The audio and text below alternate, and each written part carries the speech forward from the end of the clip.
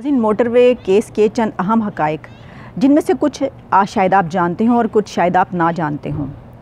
ख़ातून का कहना ये है, बदकिस्मत ख़ातून जिनकी नेशनलिटी फ़्रांस की है, जो रात के वक्त सफ़र के लिए मोटरवे पर निकली, गो के उनके घर वालों की तरफ से उनको कहा गया कि इस टाइम ना जाएं, लेकिन उन्होंने इसलिए उसके ऊपर तवज्जो नहीं दी क्योंकि वो एक मरतबा पहले मोटरवे का रात के वक्त अकेले सफ़र कर चुकी थी, खुद ड्राइव करके, और सेफ़ली अपनी मंजिल मकसूद पर पहुँच गई थी। लिहाजा उन्होंने कहा कि ये तो रूटीन की बात है, वो सफ़र पर अपने बच्चों के साथ निकल पड़ी। उनका कहना ये है कि जो हमलावर थे उन्होंने एक जैसे ब्राउन कलर के कपड़े पहने हुए थे और उनके हाथों में डंडे और पत्थर थे, और उन्होंने बहुत सुकून से टाइम लेकर ये वारदात की, उनको जल्दी किसी चीज़ नहीं थी। इसके ऊपर ध्यान देना बहुत ज़रूरी है। जो दो मुल्ज़िमान की निशानदही हुई है, क्या उनको पहले से इल्म था कि ये ख़ातून यहाँ पर मौजूद हैं? वो ख़ातून जब उनकी गाड़ी रुकी तो उन्होंने अपने घर वालों में से, दोस्तों में से फ़ोन करके बताया कि उनकी ये यहाँ पर मौजूद हैं, गाड़ी उनकी रुक गई है। उन्होंने मोटरवे पुलिस को कॉल की और बताया, अपनी लोकेशन बताई और अपना बायोडाटा बताया, अपना जो है तफसीलात बताई, वो कहाँ पर मौजूद हैं और किस तरीके से उनकी गाड़ी ख़राब हो गई है। उनके साथ 3 बच्चे भी हैं। हमें और आप में से किसी की गाड़ी रुकती है तो क्या होता है, सबसे पहले फ़ोन घर वालों को और पुलिस को किया जाता है। और मोटरवे एक ऐसी शाहराह है जहाँ पर हर वक्त सर्वेलेंस होती रहती है, तो कुछ ही देर में मदद जो है वो पहुँच जाती है।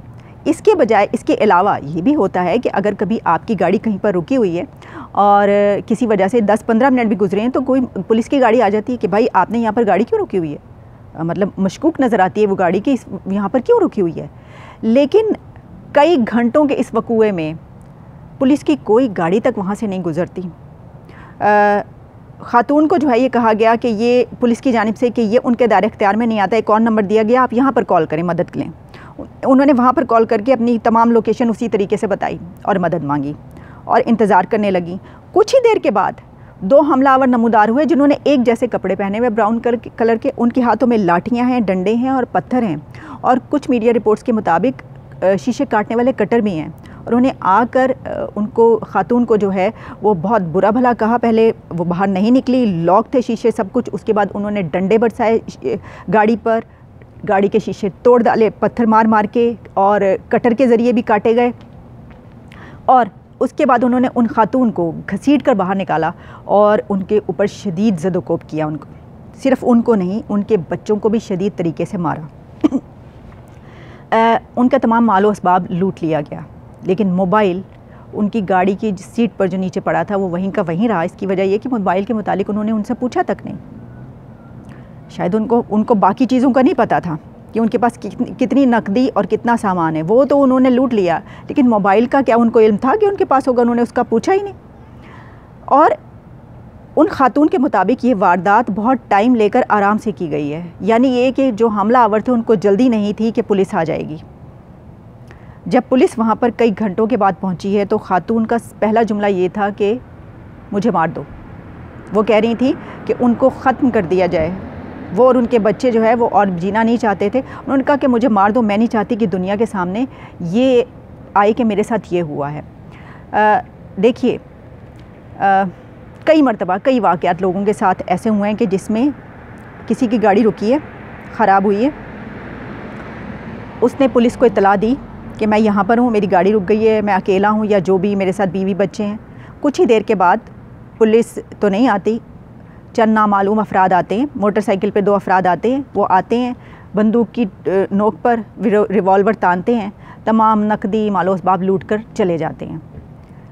और उसके बाद अगर जिसके ऊपर हमला होता है, जिसके साथ ये वारदात होती है, अगर वो इन्फ्लुएंशियल होता है और वो केस के पीछे दौड़ता है, भागता है और अंजाम तक पहुंचाता है, तो कई मरतबा पता ये चला कि वो जो मुजरिमान थे उनकी सरपरस्ती पुलिस कर रही थी, फैसिलिटेटर पुलिस थी। कई मरतबा ऐसा हुआ। अव्वल तो अगर आपके पास असर रसूख नहीं है तो आप क्या करते हैं, अव्वल तो मुलजिम पकड़े नहीं जाते, मुलजिम पकड़े जाते हैं और फिर क्या होता है, मुकदमा चलता है तो उनको बेल हो जाती है और बेल पे वो छूट जाते हैं। और अगर ऐसा नहीं होता तो दोनों के बीच जो है सुलह सफाई करवाने की कोशिश की जाती है और इस तरीके से मामला ख़त्म हो जाता है। और इसके अलावा ये भी किया जाता है कि अगर आप इन्फ्लुएंशियल हैं तो आप फिर एंड तक पहुंचते हैं और पता ये चलता है कि कुछ भी नहीं कर सकते, क्योंकि जो मुल्ज़िमान है, जो मुजरिम है, वो तो बहुत इन्फ्लुएंशियल है, उनके पीछे तो ये गिरोह है, उनके पीछे तो वो गिरोह है, उनके पीछे तो पुलिस है। यही वजह है कि ये सवाल उठाया जा रहा है। इसमें कोई ऐसी बुरी बात नहीं है अगर ये सवाल उठाया जा रहा है कि इस नहज पर भी तहकीक होनी चाहिए, तफ्तीश होनी चाहिए कि क्या वो मुल्ज़िमान जो थे उनको पहले से लोकेशन का इल्म था, उनको ये पता था कि खातून के पास इतना पैसा है, ये इनकी बाहर की नेशनैलिटी है, इनके साथ बच्चे भी हैं, ये इस वक्त जो है एक वल्नरेबल पोजीशन में है, सिचुएशन में है, इनको इस वक्त एक्सप्लॉइट किया जा सकता है बच्चों की बिना पर।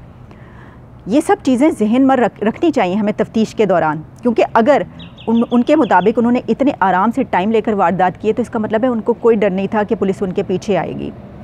इसके ऊपर भी देखना चाहिए, इस पहलू पर कि ऐसा क्यों था। और फिर ये कि तमाम जब वारदात ख़त्म हो जाती है और वो फ़रार हो जाते हैं, चले जाते हैं, और वो बेचारे जिनके ऊपर इतना बड़ा जुल्म हुआ है वो बैठकर इंतज़ार कर रहे हैं अपनी इतनी बुरी हालत में, उसके बाद पुलिस पहुंचती है। इसके बावजूद कि खातून फ़ोन करके बता चुकी हैं कि वो उनकी गाड़ी ठीक नहीं हुई, वो वहीं पर मौजूद हैं और अकेली हैं, बच्चों के साथ हैं। ऐसा क्यों हुआ? सर्वेलेंस हमेशा रहती है शाहराह पर। चलिए हम ये कह लेते हैं कि सर्वेलेंस इसलिए नहीं थी कि जनाब ये हमारा तो सिस्टम ही ऐसा है। साबिक आईजी जो थे उन्होंने जुलाई के महीने में एक ख़त लिखा था जिसमें उन्होंने कहा था कि ये लाहौर सियालकोट मोटरवे का जो हिस्सा है यहाँ पर बहुत ज़रूरी है सर्वेलेंस और पुलिस, लिहाजा यहाँ पर किया जाए। सितंबर का महीना आ गया और इसके ऊपर कोई एक्शन नहीं लिया गया। इतनी बड़ी गफलत। आखिर उन्होंने अगर ख़त लिखा था तो इसकी वजह ये रही होगी कि वहाँ पर ख़तरा होगा। दूसरी एक और बात कि जो मुल्ज़िमान की निशानदही हुई है उनका बैकग्राउंड देख लीजिए। दोनों मुल्ज़िमान जो हैं वो पहले से कई केसेस में जेल में जा चुके हैं। आबिद जो जिस मुल्ज़िम की निशानदही हुई है वो पहले भी एक माँ और बेटी के साथ ज़्यादती कर चुका है और उसके ऊपर मुकदमा हुआ था, वो जेल गया था, उसके बाद उसकी ज़मानत हो गई। आप जानते हैं कि वो जो मुल्ज़िम पकड़ा गया है वो सिर्फ 14 दिन पहले रिहा हुआ था। इस वकूए से 14 दिन पहले वो रिहा हुआ था और उसके ऊपर दो ख़वातीन से ज़्यादती का वो केस था। इसके बावजूद अदालत ने उसकी ज़मानत कर दी। लम्हा फ़िक्रिया नहीं है हमारी सोसाइटी के लिए। अगर फिर भी ख़वातीन आवाज़ ना उठाएं तो क्या करें कि 2 माँ और बेटी को एक मज़दूर के घर धावा बोला था उसने। उस जो मुजरिम आबिद, उसने एक मज़दूर के घर हमला कर उसके घर के अंदर घुस कर ना सिर्फ उसको लूटा था बल्कि उसकी बीवी और बेटी 15 साल की, उन दोनों के साथ ज़्यादती की थी उसके सामने। क्योंकि वो गरीब मज़दूर था, वो केस ज़्यादा नहीं चला सका। दोनों में सुलह सफाई कराने की कोशिश की। कुछ दिन के बाद बेल हो गई इस मुल्ज़िम की, आबिद की। और जो दूसरा है वो भी ऐसे ही, उसके ऊपर भी ऐसे ही मुकदमात हैं, ज़्यादती और चोरी चकारी, ये सब कुछ फ्रॉड। फ़र्ज़ कीजिए कि हम ये कहते हैं कि नहीं इसके पीछे जो है पुलिस नहीं थी। चलिए हम मान लेते हैं, ज़रूरी तो नहीं है। गो के हमारे माशरे में ऐसे तो वाक़यात भरे पड़े हैं जिसके पीछे पुलिस फैसिलिटेटर निकलती है। आप देखिए, आप कहीं सफ़र कर रहे होते हैं तो सब क्या कहते हैं, कहीं शेखुपुरा गुजरांवाला जाते हुए क्या होता है कि गाड़ी जो है यार इस रास्ते से जाना, उधर से जाना, पता है कि वो जो है वो क्या करते हैं कि कील फेंकते हैं सड़क पर और उसके ऊपर गाड़ी जब चलती है और टायर पंक्चर हो जाते हैं उस गाड़ी पे अटैक कर देते हैं। वो डकैत होते हैं। लेकिन आपको पता है कि पुलिस को पहले से मालूम होता है कि इस जगह पर ये कार्रवाइयाँ होती हैं।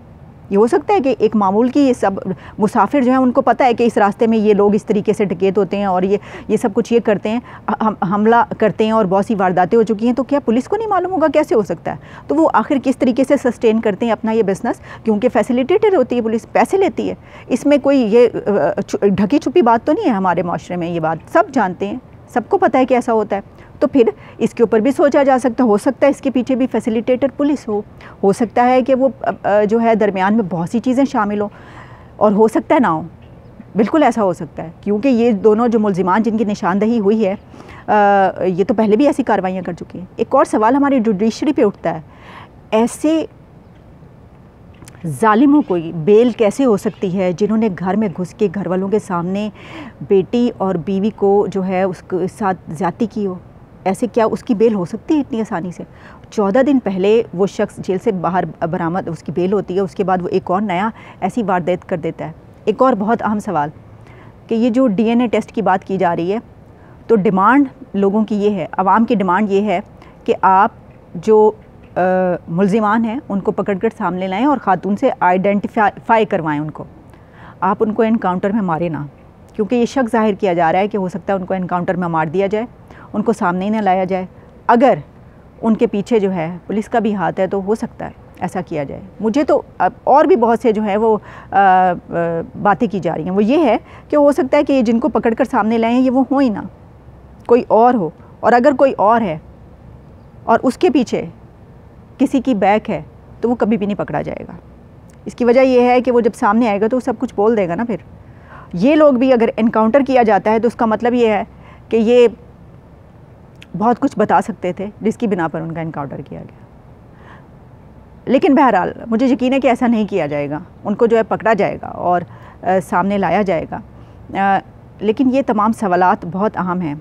हाँ, हमारे ये सिर्फ़ एक डिपार्टमेंट का काम नहीं है, गफलत एक डिपार्टमेंट की नहीं है, अदलिया की गफलत है। वो क्यों छोड़ देती है हमारे ये केसेस जो है इतनी आसानी से, इतने जुल्म से भरपूर जो केसेस होते हैं, इतने ऐसे जराइम जिनकी कोई माफ़ी नहीं है, उसके ऊपर उनको इतनी आसानी से बेल दे दी जाती है और वो छूट जाते हैं। इन तमाम हक़ाइक़ पर नज़र डालना बहुत ज़रूरी है और मेरा ख़्याल है कि जैसे जैसे ये केस आगे बढ़ेगा और भी बहुत कुछ सामने आएगा। लेकिन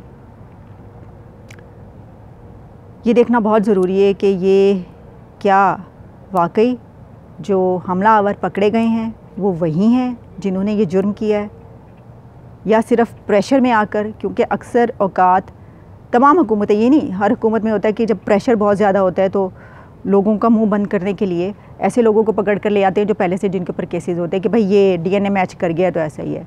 ऐसा नहीं होना चाहिए। इस वक्त पूरी सच्चाई को सामने आना चाहिए। पूरी दुनिया में बदनामी हो रही है और हम नहीं चाहते पाकिस्तान की पूरी दुनिया में बदनामी हो। वो खातून पाकिस्तान इसलिए गई थी कि वो अपने बच्चों को इस्लाम के उस पे इस्लामी तरीके से तालीम दिलवाना चाहती थी, उनका पाकिस्तान के कल्चर में उनको बड़ा करना चाहती थी। पाकिस्तान का कल्चर इतना पसंद किया जाता है, उनको इतना पसंद था कि उन्होंने कहा कि मैं वहाँ पर जो है अपने बच्चों की परवान चढ़ाऊँगी, वहाँ पे तालीम और तरबियत करूँगी ताकि वो जो है एक अच्छे इंसान बने। तो इतनी बड़ी उनके साथ ये सानिया हो गया। अब इसके ऊपर सच्चाई से और ईमानदारी से जो है तफ्तीश होना चाहिए और जो सच है उसको सामने लाना चाहिए।